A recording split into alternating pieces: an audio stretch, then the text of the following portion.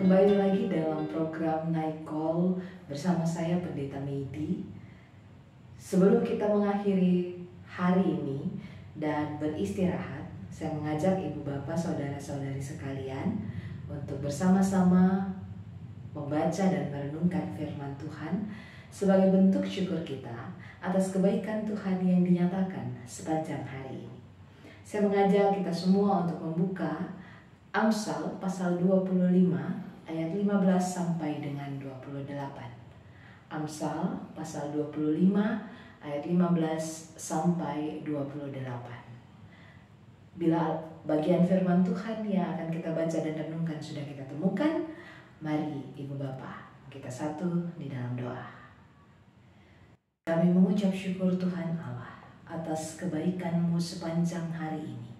Engkau boleh menyertai setiap gerak layan kami, langkah kerja kami. Dan kini di malam hari ini, sebelum kami beristirahat, bersama kami mau membaca dan merenungkan firman-Mu. Kami mohon bimbingan Roh Kudus-Mu, agar ketika kami membaca dan merenungkan firman Tuhan, kami boleh mengerti, memahami, dan melakukan firman ini dalam hidup dan kehidupan kami. Dan ini boleh menjadi landasan syukur kami atas segala kebaikan Tuhan yang terjadi dalam kehidupan kami sepanjang hari ini. Maka bersabdalah ya Tuhan Allah, kami telah sedia mendengarkannya. Amin. Amsal pasal 25 ayat 15 sampai 28. Begini firman Tuhan. Dengan kesabaran seorang penguasa dapat diyakinkan, dan lidah lembut mematahkan tulang. Kalau engkau mendapat madu, makanlah secukupnya. Jangan sampai engkau terlalu kenyang dengan itu, lalu memuntahkannya. Janganlah kerap kali datang ke rumah sesamamu, supaya jangan ia bosan lalu membencimu. Orang yang bersaksi dusta terhadap sesamanya adalah seperti gada, atau pedang, atau panah yang tajam. Kepercayaan kepada pengkhianat di masa kesesakan adalah seperti gigi yang rapuh dan kaki yang goyah. Orang yang menyanyikan nyanyian untuk hati yang sedih adalah seperti orang yang menanggalkan baju di musim dingin dan seperti cuka pada luka. Jikalau seterumu lapar, berilah dia makan roti, dan jikalau ia dahaga, berilah dia minum air. Karena engkau akan menimbun bara api di atas kepalanya, dan Tuhan akan membalas itu kepadamu. Angin utara membawa hujan, bicara secara rahasia, muka marah. Lebih baik tinggal pada sudut suatu rumah daripada diam serumah dengan perempuan yang suka bertengkar. Seperti air sejuk bagi jiwa yang dahaga, demikianlah kabar baik dari negeri yang jauh. Seperti mata air yang keruh dan sumber yang kotor, demikianlah orang benar yang khawatir di hadapan orang fasik.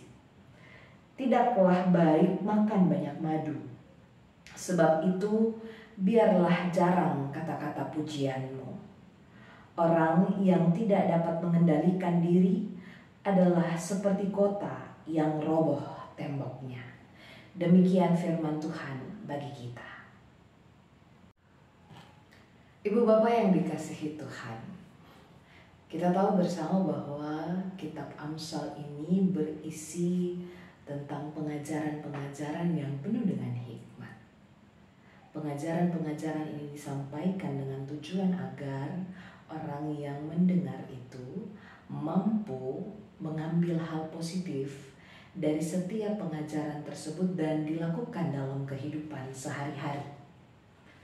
Saya mengajak kita bersama untuk kembali merenungkan firman Tuhan di malam hari ini. Dikatakan di ayat 15, dengan kesabaran seorang penguasa dapat diyakinkan, dan lidah lembut mematahkan tulang. Ibu bapak, ketika kita memulai dengan ayat 15, maka tersadarlah kita bahwa untuk menaklukkan seseorang, kita tidak perlu menggunakan kekerasan. Untuk membuat orang yang punya hati keras, membuat orang yang memiliki watak keras, dikatakan dalam firman Tuhan, diperlukan kesabaran. Juga kelemah lembutan. Nah, kadang-kadang yang terjadi bukan seperti itu, Ibu Bapak. Ketika kita dalam kehidupan rumah tangga, kehidupan pekerjaan, kehidupan persekutuan, bahkan dalam lingkup masyarakat, ketika kita menginginkan sesuatu, kita akan ngotot. Kita akan berupaya supaya apa yang kita mau, apa yang kita inginkan itu terjadi, bahkan membuat kita tanpa sadar mengeluarkan kata-kata yang tidak lagi menenangkan. Kadang-kadang kata-kata umpatan itu dikeluarkan supaya orang mendengarkan. Kadang-kadang kita memaksa sesuatu supaya orang ikut apa yang kita mau. Pengamsal bilang, sabar adalah kunci untuk meyakinkan orang yang punya kekuasaan sekalipun. Lidah lembut, dia akan mampu mematahkan sesuatu yang keras. Maka dari sini kita belajar poin pertama, bagaimana seorang harus sabar menghadapi situasi dan kondisi dan tetap menjaga lidahnya untuk mengatakan yang baik, yang lemah lembut. Lalu dikatakan di sana, di ayat 16, kalau engkau mendapat madu, makanlah secukupnya. Jangan sampai engkau terlalu kenyang dengan itu lalu memuntahkannya. Hal ini terulang di ayatnya yang ke-27. 2 kali pengamsal mengatakan itu, mau mengingatkan ibu bapak dan saya juga dengan situasi yang ada, bahwa kadang-kadang dunia di luar sana seringkali membuat kita melayang dengan puji-pujian. Tapi kata pengamsal, makanlah secukupnya supaya engkau tidak muntah. Artinya apa, ibu bapak? Artinya ketika kita sudah berada dalam puncak kejayaan, ketika kita melakukan hal baik lalu kemudian mendapat pujian, ingat kepada siapa seharusnya pujian itu disampaikan. Jangan sampai kita menjadi orang-orang yang besar kepala lalu kemudian menjadi pongah, sombong, congkak, dan lupa dari mana kekuatan, dari mana kebaikan, dari mana segala hal baik itu datang. Lalu di ayat 17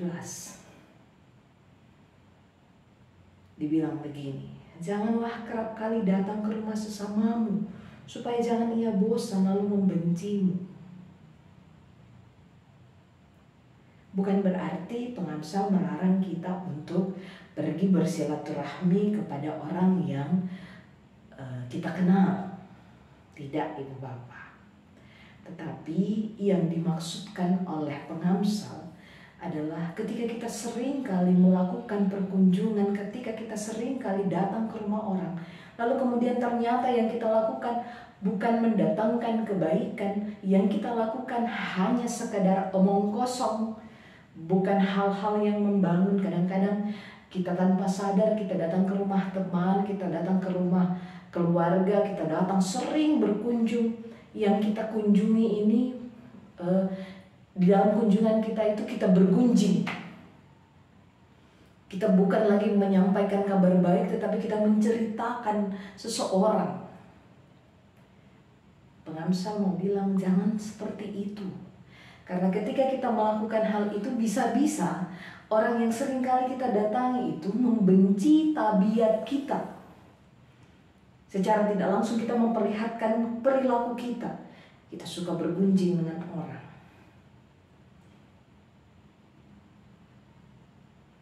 Dan akhirnya di ayat 18 bilang, orang yang bersaksi dusta terhadap sesamanya adalah seperti gada atau pedang atau panah yang tajam. Jangan sampai kita menjadi orang-orang yang bersaksi dusta dan akhirnya mendatangkan kebencian bagi kita. Nah, pengamsal menginginkan kita supaya kita betul-betul menjaga pribadi kita menjadi lebih baik. Ayat 15 sampai dengan 18. Sehingga kehidupan kita mendatangkan berkat.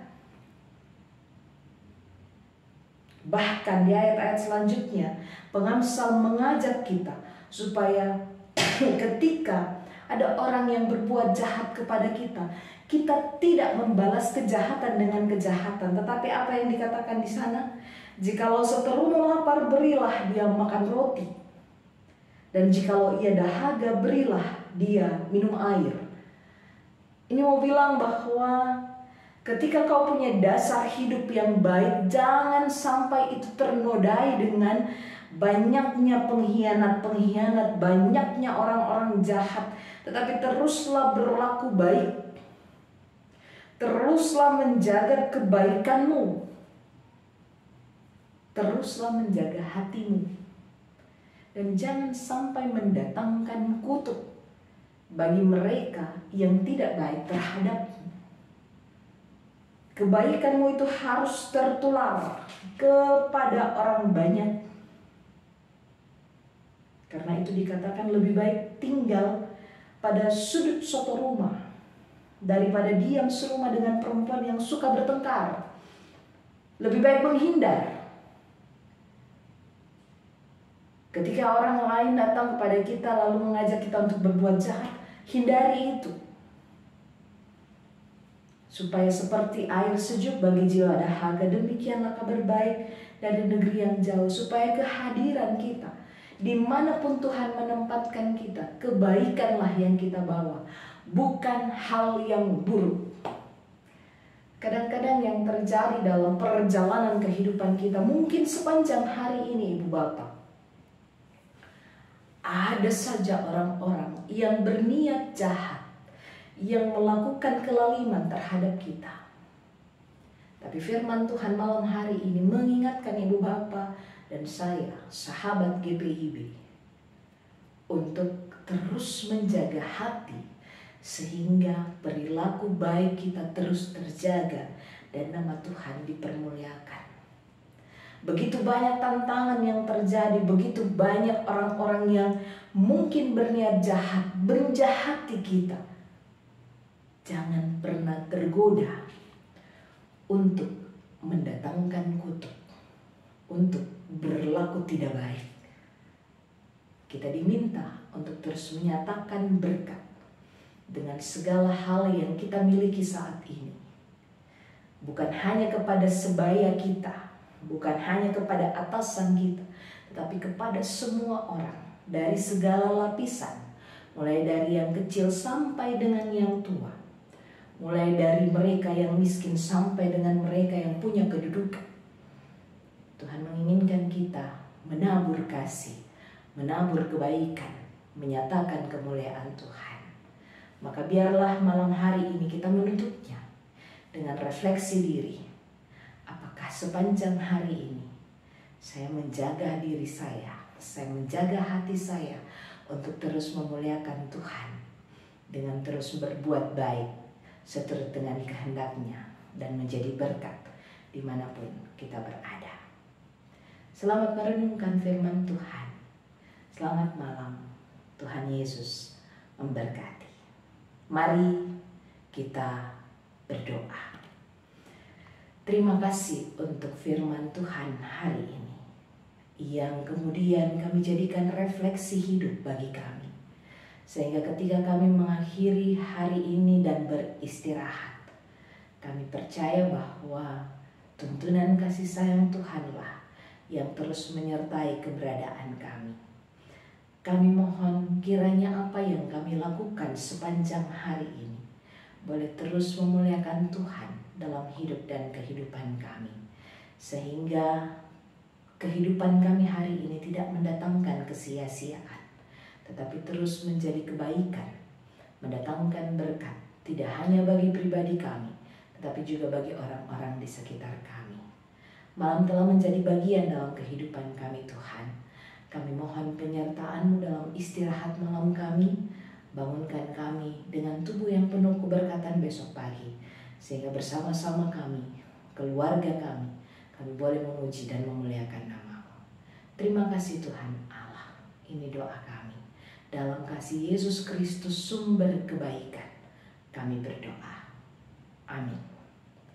Selamat malam Ibu Bapak. Selamat malam sahabat GPIB. Selamat beristirahat. Tuhan menyertai istirahat malam kita.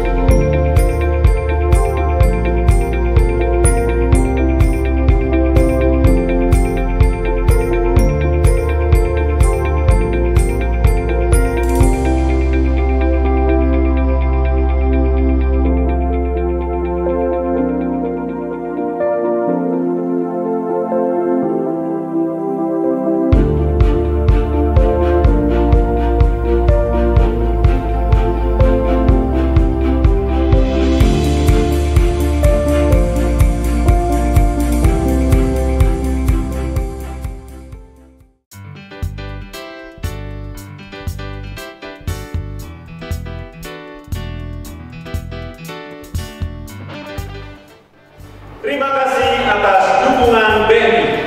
Semoga BNI tetap maju dan semakin jaya. BNI melayani,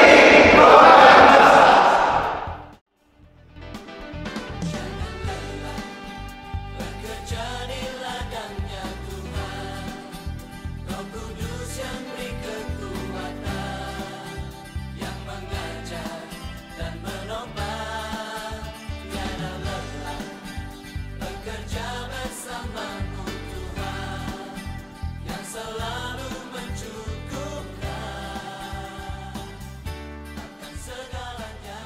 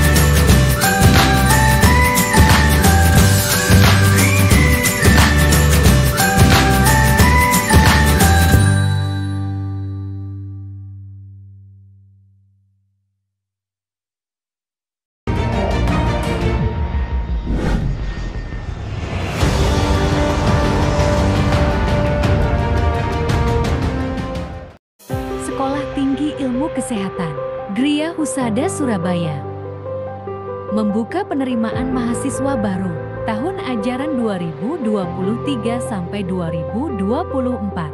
Sekolah Tinggi Ilmu Kesehatan Gria Husada terakreditasi BAN PTB dengan menawarkan dua program studi yaitu: pertama, D3 Kebidanan, kedua, Administrasi Rumah Sakit. Ada juga fasilitas yang memadai seperti asrama putri, perpustakaan, gazebo dan hotspot area, dan masih banyak lagi. Pendaftaran gelombang pertama dibuka pada Desember 2022 sampai Februari 2023. Gelombang kedua dibuka pada Maret 2023 sampai Mei 2023. Gelombang ketiga dibuka pada Juni 2023 sampai September 2023. Untuk informasi lebih lanjut dapat menghubungi nomor di bawah ini.